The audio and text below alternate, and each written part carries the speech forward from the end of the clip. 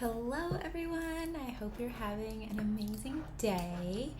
So today we're talking about reframing your identity in terms of like achieving your goals. And so much of what we learn about manifestation is like, it's not really what you're doing, it's who you're being. It's like what you believe about yourself, your subconscious beliefs, your values. Like this is really what creates your ability to manifest things. Like if you don't feel like on an identity level that the thing you want to manifest is like gonna come into your life really easily, then it's not going to, because like you're not a match for it. Like you're not an energetic match. Like you're not going to be showing up and doing the things that you need to do to achieve those goals. And so I just wanted to share with you a story about my statistics exam.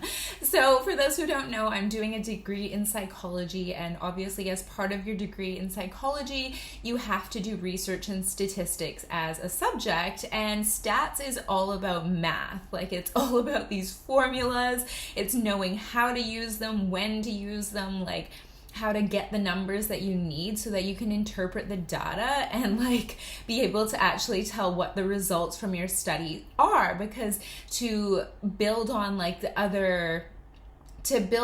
research and stuff, obviously you need to know the data, you have to be able to interpret the data, and you have to understand what you're looking at so you can understand like if what you're looking at is important, so you can compare results across like multiple different tests and like so on and so forth. So it requires a bit of math, and like me historically has not been good at math. It's funny because I actually told my mom how I did, because I did my stats exam and I got a distinction in it, which I was really happy about. For those who don't know, like the grading system in Australia, it's like high distinction, like pass, credit, blah, blah, blah, whatever. So I got a distinction in my midterm exam, and I was really excited about it because like math has not really been something that I've been great at.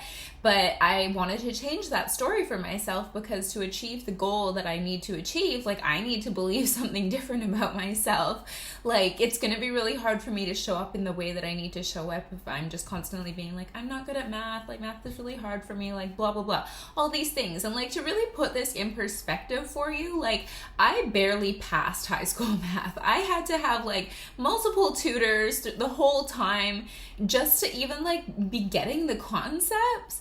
And also when I spoke to my mom when I was younger, they thought I had a learning disability for some reason. Like I just wasn't paying attention in class, I wasn't interested, I wasn't engaged, like whatever. And so mom was like took me to all these child psychologists when I was young, and one of them actually apparently told me that I should just give up on math. Like in the 5th grade they were like being like she should just not do it, because like I guess I was that bad at it, like whatever they tested. And now when I look back on it, I'm like, that's a very irresponsible psychologist. Why would you ever tell someone like that, something like that? Like, I don't know, like child psychologists in like the early noughties, maybe not a vibe. But anyways, that's kind of beside the point. So you kind of get the picture that I'm trying to paint for you. Like I was not good at math. Like I was like an art girl. I loved English. I loved reading. I was like a total book nerd.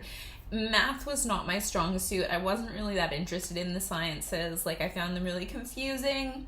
But fast forward quite a few years, here's me deciding to do my psychology degree, have to do research and statistics. And I just decided at some point, I was like, you know what? I'm going to decide that I'm the kind of person who just gets math.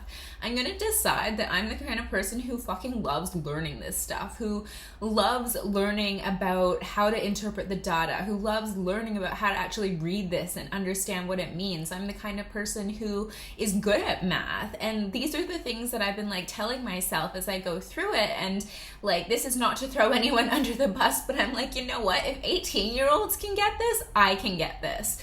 Like, and I just kept telling myself as I went through it, and I kept showing up. Like, they have these additional, like, study sessions you can do, and I was going to, like, 2 or 3 extra hours of studying every week, because I was like, I am going to be the person who gets this. I'm the person who's going to do well at this. I'm going to understand this. Like, and I just decided that, and I, like, cut off any other option. I was like, no, I'm going to kill it in this class. Like, and so I set a goal for myself. I'm like, okay, well, I'm going to aim for an 80. And for me, like, an 80 in this this class, like that feels good enough for me. Like that seems like a reasonable goal to hit.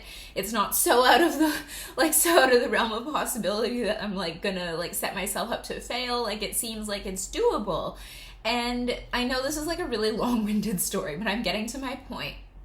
So basically, to achieve the goal that you need to achieve or that you want to achieve, you have to decide that you're the kind of person who does that. And so I want to sort of break down for you what I did. First, I decided on an identity level. I was like, I'm the kind of person who's good at math. I'm the kind of person who gets this. I love this topic. I think it's interesting. And I'm like, I know what I can use it for. So that was the first part of it that I had to shift. And I see a lot of people going around and they're just telling themselves the same story. They're like, I'm not good at math. I'm not good at math.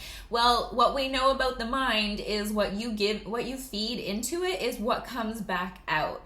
So you start telling yourself, I'm not good at math. And what is your mind going to show you? It's going to show you all this evidence that says, here's where you're not good at math. And let's just keep perpetuating this story over and over again. And how does that thought make you feel? It makes you feel horrible. It makes you feel shit. It makes you feel stupid. So you first have to change that thought process and be like, and if it feels like, I wasn't going out there being like, I'm a math genius. Like, no, I was just saying like, I'm the kind of person who gets this. I'm the kind of person who's good at this. And I find that's a really helpful way to start shifting your thoughts. Instead of just being like, I'm this, you can be like, I'm the kind of person who is good at this. I'm the kind of person that gets this. I'm the kind of person that does X, Y, Z. And this is so useful because it, like, your mind doesn't come to it with as much resistance because, like, why couldn't you be the person who's like, kind of like good at doing this thing? And you can apply this to everything. Like any goal that you want to achieve, like just be like, I'm the kind of person that achieves this. I'm the kind of person that gets everything I want. Like just keep going with it. Like don't shoot yourself in the foot by you being the person who tells yourself you're not good at something. Like that's not going to help anyone. So that's the first thing that I changed was like, I changed my story about it. I changed my story and my identity to being like, I'm the kind of person that gets this. Part number 2, and this is very important, is that I showed up for it. I was like, I know that I'm going to have to put more work into this than maybe someone else because this is a challenging topic. This is university level. Psychology is not the easiest degree out there. That's okay. That just means that I'm going to have to put more work into it. But I'm willing to show up and do that because I'm the kind of person who gets this. And so I didn't make it mean, like I didn't make my story like, oh my god, you had to go to so many extra study sessions just to understand this. I was like, no, I know the only way you get good at doing things is doing it multiple times. There is no one, like, I really believe that talent is not as like widespread as people think it is, and it's not this be all end all. Like the thing that most people take as talent is usually just someone showing up and doing the work really consistently and over and over and over again. So if you have something that you want to get better at, the only way that you get to do it is by, like, first of all, willing to be bad at it and willing to just keep going. And I know that doesn't sound fun and it doesn't sound glamorous and it doesn't sound like high vibe and like all the things, but I'm going to be honest, like, everything that I have achieved in my life, it's because of a beautiful combination of synchronicity and me being willing to show up and just put in the work. And like, I think the part that people get confused is they're like, oh, but I just want it to happen with ease and flow. Sure, it does. The harder I work, the more synchronicities appear. And when we say hard work, like, what even does that really mean? Like, yes, was it challenging? Yes, did it stretch my mind in ways that like I didn't expect it to? Was it really hard sometimes because I just felt like I wasn't getting things? Absolutely. I felt all those feelings, but despite that, I kept going because I just kept coming back to my centering thought of like, I'm the kind of person who gets this and I just need to hear it a different way, or I need someone else to explain it to me, or I just have to practice this some more. And that's really what's going to allow you to achieve everything that you want, is that you just deciding that even when it's hard, even when it's challenging, the more times you do it, the better you're going to get and the more confident you'll feel. Like, confidence really comes from you having the like sureness, maybe that's the wrong word, that's not really the word, it's you having the certainty that you're able to accomplish something. And so like the more confidence you feel, the more certainty you have that you'll be able to accomplish this task. And where does that certainty comes from? Well, it comes from you doing it a lot of times. So there's really no shortcut to this. Like if there's something out there and you want it and it's challenging, like you just have to start telling yourself, like, I'm the kind of person that gets this, and then just like keep putting in the work, keep showing up for it, keep doing it even when it feels hard, even when it feels challenging, even when it feels difficult, and just keep reminding yourself that like you're the kind of person that gets to have these things. You're the kind of person who gets to do these things, because like most things in life, like the things that you want, you have to be willing to do things that other people aren't willing to do to go and get them. Like that's the secret. Like that's the secret sauce, is that you just have to be willing to do the things that other people don't want to do. You have to be willing to like completely throw out your old ideas of like who you are and like what that means, so that you can accomplish your goals. Because when you change who you are on an identity level to like suit what you're trying to achieve, that's when you're able to start embodying the person that like has that thing. And that's when you're able to take the action and just like keep moving forwards. Because the only way that we can guarantee that you won't get something is if you don't do anything about it. If you just sit there and stay the same and like not take any consistent action. And like the reason that I'm able to like have this resilience and like confidence in myself and ability to just keep going is because of the inner work that I've done.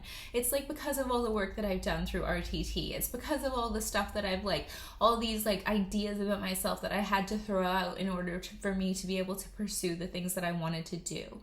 So just to like sum it up, basically you really need to change what you believe about yourself on an identity level. Start telling yourself you are the kind of person that like achieves these things, or that like is able to accomplish these goals.